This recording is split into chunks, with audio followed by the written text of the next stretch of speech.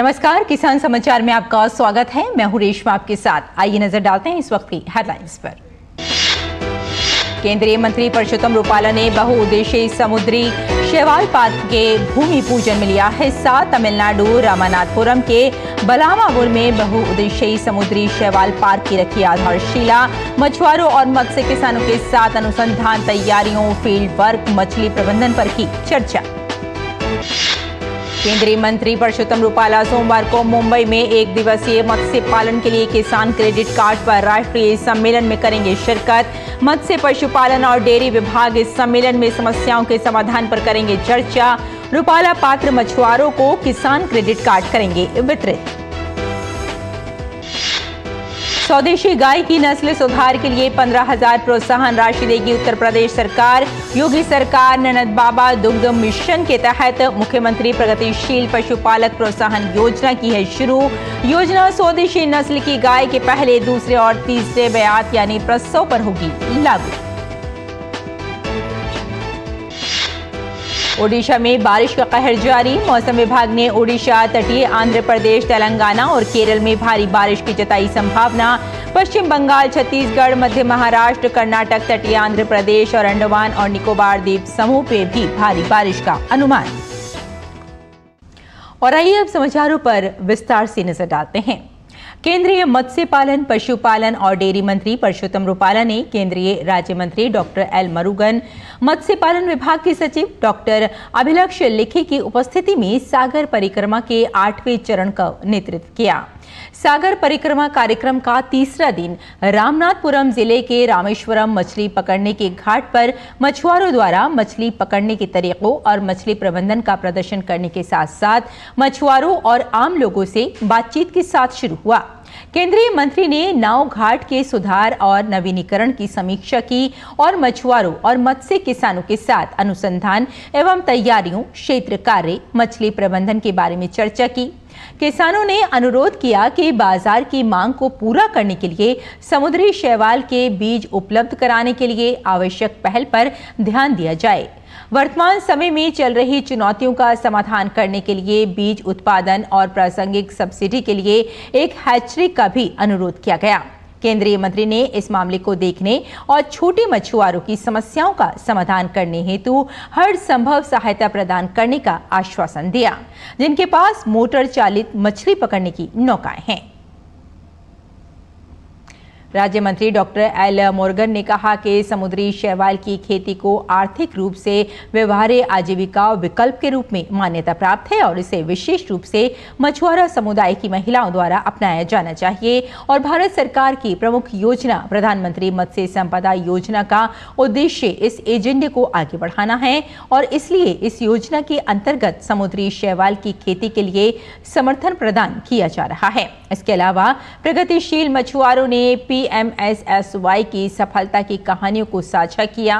उन्होंने कहा कि तमिलनाडु में समुद्री मत्स्य पालन के विकास के साथ साथ इस क्षेत्र में नेतृत्व करने की विशाल क्षमता है। इसलिए समुद्री मछली पकड़ने के सही नियमों, समुद्री मछली के रखरखाव में सफाई एवं स्वच्छता, आवश्यक प्रौद्योगिकियों का मूल्य श्रृंखला क्षमता पर ध्यान केंद्रित करना चाहिए।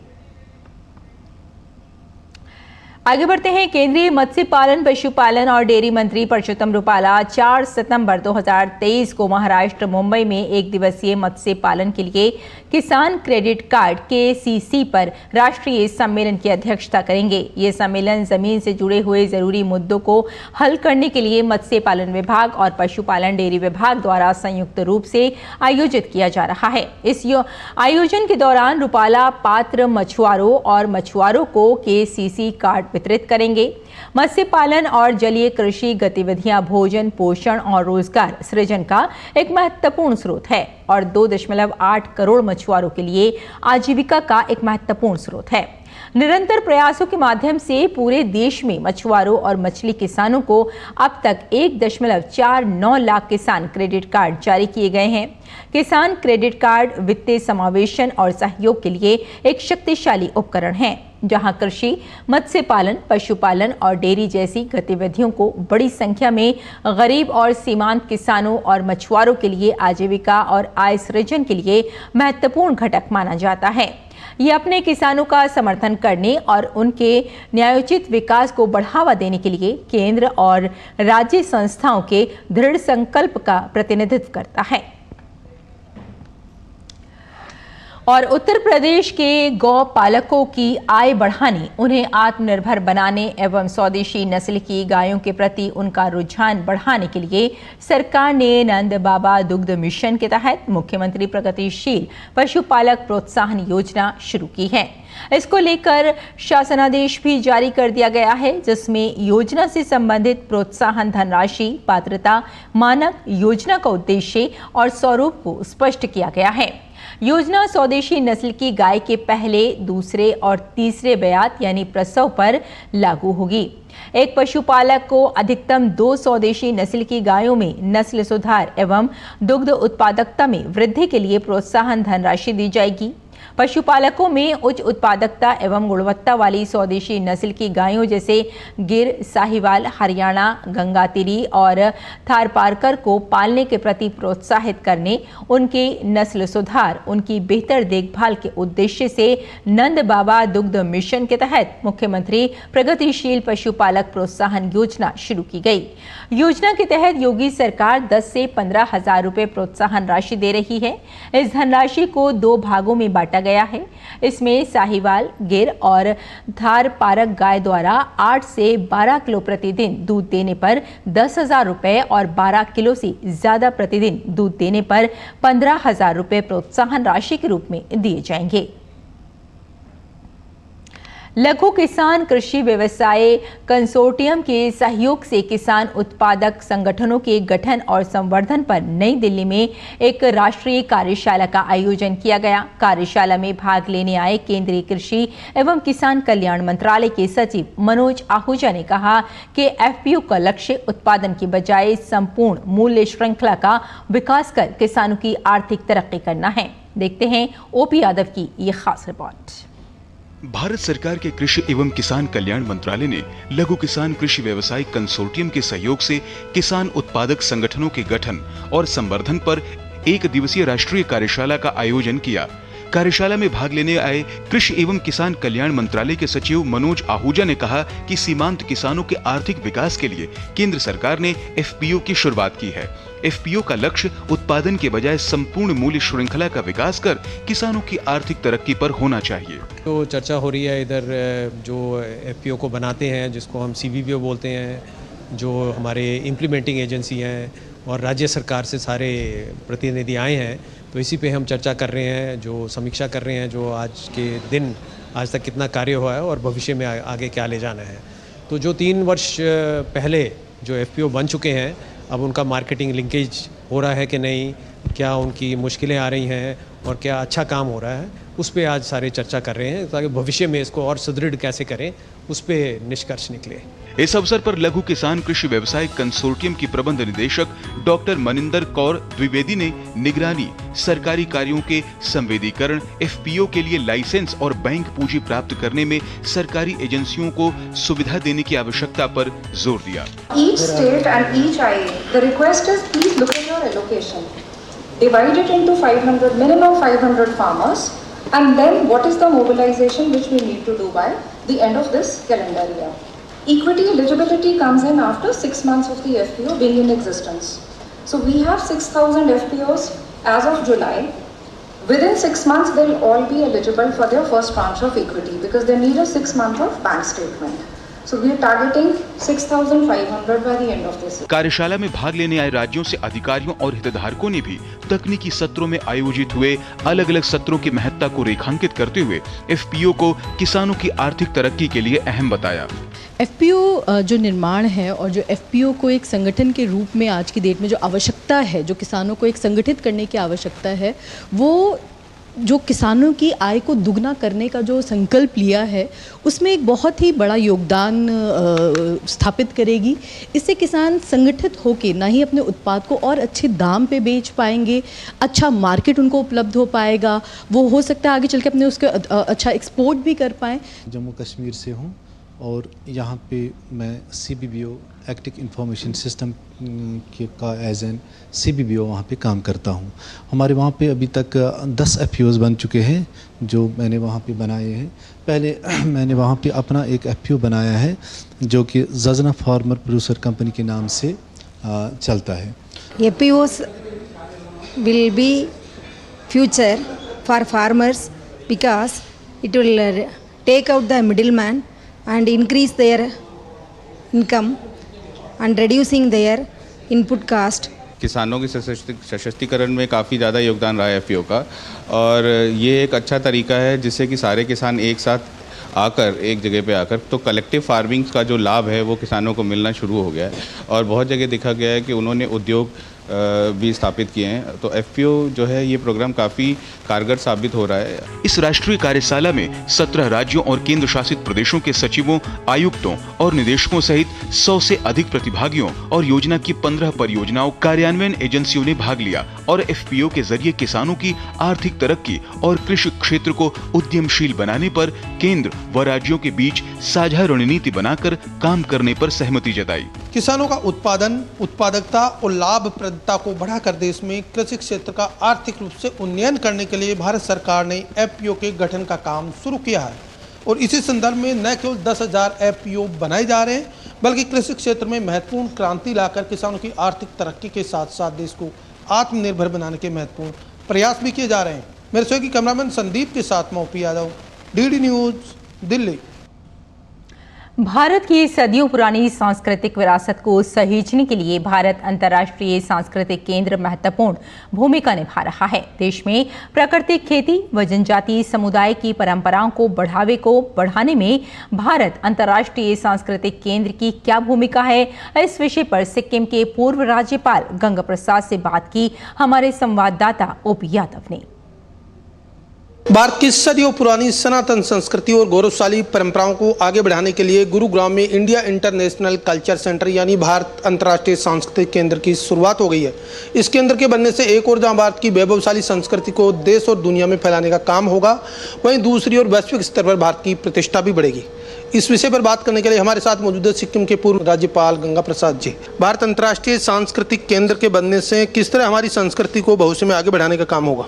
भारतीय अंतर्राष्ट्रीय सांस्कृतिक केंद्र की स्थापना, जिसमें इस बात का ध्यान में रखा गया कि हमारी प्राचीन पद्धति, प्राचीन तौर तरीका, प्राचीन कला कौशल, इन सबों में हम कितने आगे थे और किन कारणों से हम पिछड़ गए, फिर से हम उसे अपने कैसे प्राप्त करें, इसके लिए आज ये आयोजन किया गया।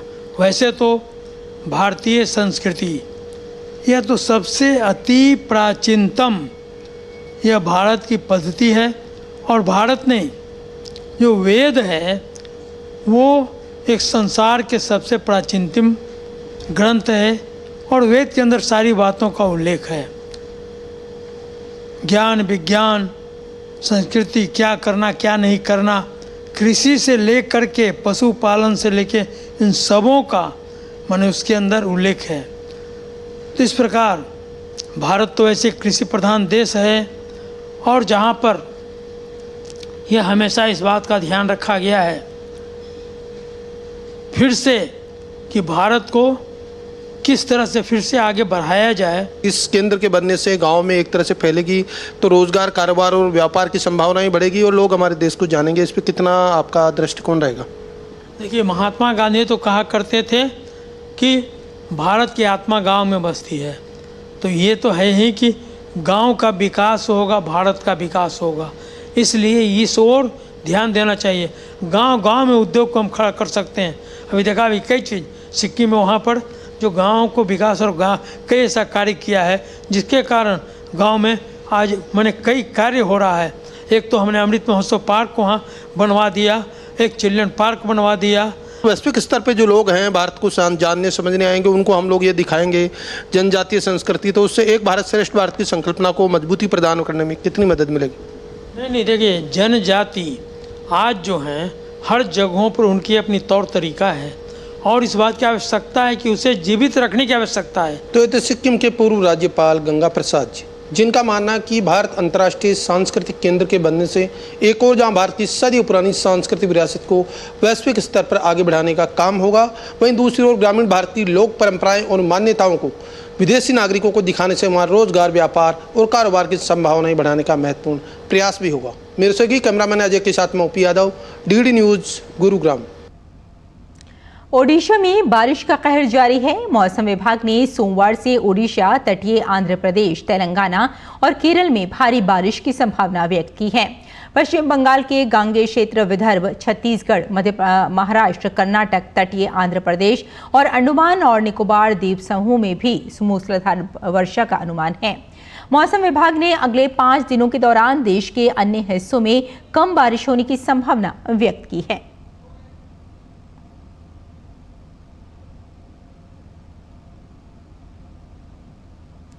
सूक्ष्म, लघु और मध्यम उद्यम मंत्रालय के खादी और ग्रामोद्योग आयोग यानी KVIC के अध्यक्ष मनोज कुमार ने ओडिशा के भुवनेश्वर में एक वितरण समारोह में कारीगरों को टूल किट और मशीनरी का वितरण किया। कार्यक्रम में ग्रामोद्योग विकास योजना के एक हिस्से के रूप में 100 कुम्हारों को इलेक्ट्रिक चाक वितरित किए गए। 75 चमड़ा कारीगरों को जूते के टूल किट और 60 कारीगरों को पेपर मैसी मशीनें प्रदान की गईं। ग्रामोद्योग विकास योजना के तहत एक कारीगर सम्मेलन और पॉटरी एक्सपो का आयोजन भुवनेश्वर के Kalinga institute of industrial technology परिसर में किया गया। कार्यक्रम को संबोधित करते हुए मनोज कुमार ने कहा कि पिछले 9 वर्षों के दौरान प्रधानमंत्री ने सक्रिय रूप से भारत की समृद्ध राष्ट्रीय विरासत खादी को विभिन्न अंतर्राष्ट्रीय मंचों तक पहुंचाया है। उन्होंने कहा कि खादी ने पूरे देश में ग्रामीण क्षेत्रों में लोगों को गरीबी से ऊपर उठाने में महत्वपूर्ण भूमिका निभाई है। वित्तीय वर्ष 2022-23 के दौरान KVIC ने कुल 9,54,899 नए रोजगार के प्रभावशाली अवसर प्रदान करके रोजगार सृजन में महत्वपूर्ण योगदान दिया है। और आइए अब बात करते हैं मंडी भाव की और जानते हैं कि देश भर की मंडियों में क्या रहा भाव।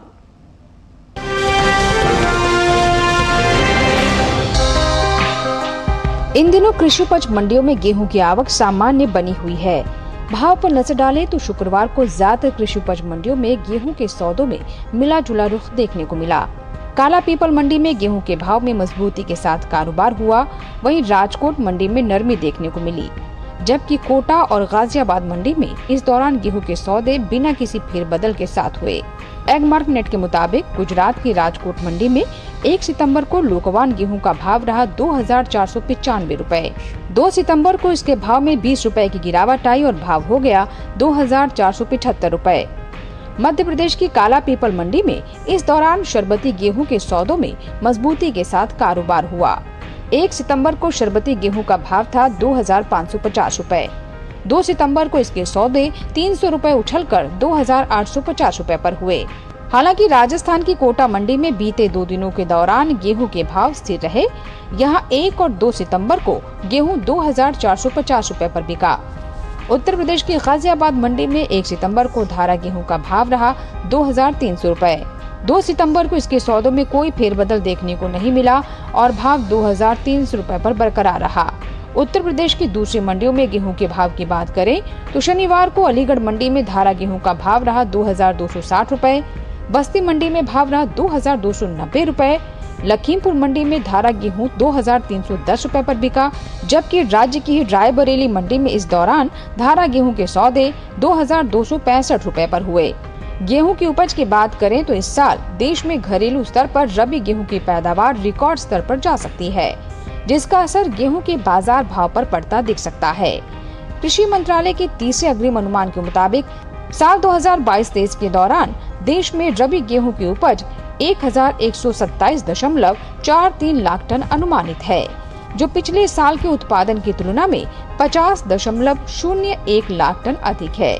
बीते साल के दौरान रबी गेहूं की पैदावार 1,077.42 लाख टन रही थी।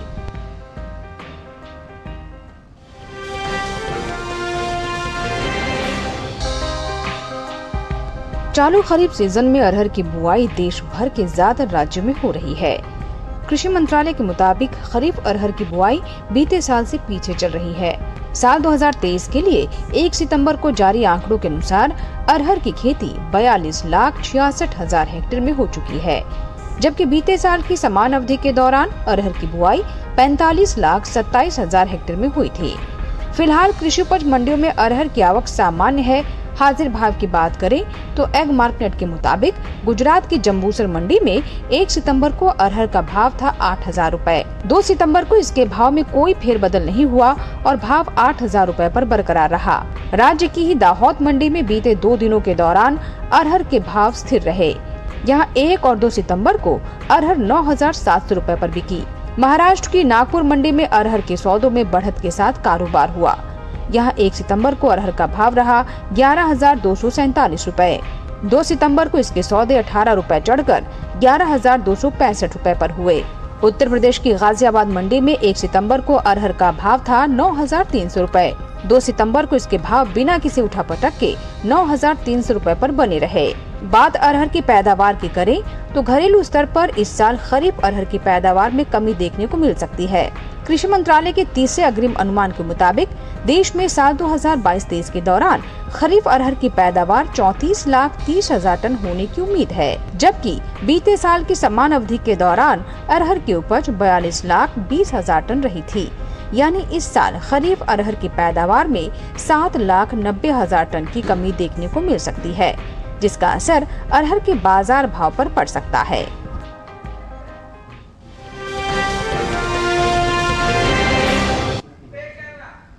तो खेती किसानी के साथ साथ आइए नजर डाल लेते हैं कुछ और महत्वपूर्ण खबरों पर। खास खबर में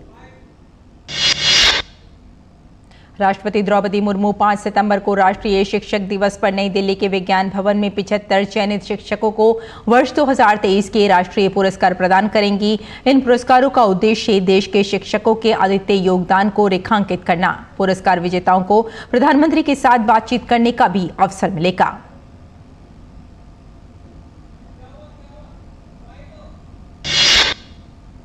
प्रधानमंत्री नरेंद्र मोदी ने शनिवार को राष्ट्रपति भवन में राष्ट्रपति द्रौपदी मुर्मू से मुलाकात की। राष्ट्रपति मुर्मू ने भारत के चंद्रयान 3 मिशन की सफलता के लिए पीएम मोदी की सराहना की।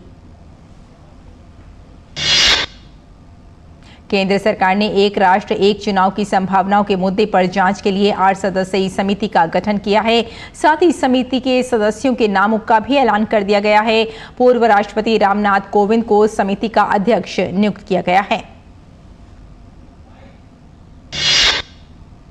चंद्रयान 3 अंतरिक्ष यान द्वारा चंद्रमा पर ले जाए गए प्रज्ञान रोवर को विश्राम दिया गया है, क्योंकि इसने चंद्र सतह पर अपने सभी कार्य पूरे कर लिए हैं। चंद्रमा पर अब अगला सूर्योदय 22 सितंबर को होने की उम्मीद है और असाइनमेंट के दूसरे सेट के लिए सफल पुनरुत्थान की उम्मीद है। केंद्रीय अन्वेषण ब्यूरो सीबीआई ने ओडिशा में बालासोर रेल दुर्घटना के संबंध में गिरफ्तार किए गए रेलवे के 3 अधिकारियों के खिलाफ आरोप पत्र दाखिल किए हैं। ये रेल दुर्घटना 2 जून को हुई थी। अधिकारियों के खिलाफ कथित रूप से गैर इरादतन हत्या और साक्ष्यों को मिटाने के संबंध में आरोप पत्र दाखिल किया। भारतीय रेलवे ने 1 से 31 अगस्त के बीच 634.66 मीट्रिक टन माल की ढुलाई की है, जबकि पिछले वर्ष की इसी अवधि में ये 620.88 मीट्रिक टन था, जो पिछले वर्षों की इसी अवधि की तुलना में 13.78 मीट्रिक टन अधिक है। राजस्व के मामले में भारतीय रेलवे ने इसी अवधि के दौरान 1 लाख करोड़ रुपए की कमाई की है। दिल्ली में G20 शिखर सम्मेलन के लिए जारी तैयारियां अंतिम दौर में हैं। सम्मेलन के दौरान मेहमानों और आम लोगों को किसी भी तरह की दिक्कत न हो, इसके लिए दिल्ली पुलिस ने आज भी राजधानी के कई क्षेत्रों में फुल ड्रेस रिहर्सल की। इस वजह से कई जगहों पर यातायात प्रतिबंध लगा रहा। तो किसान समाचार में फिलहाल इतना ही। अनुमति दें। नमस्कार।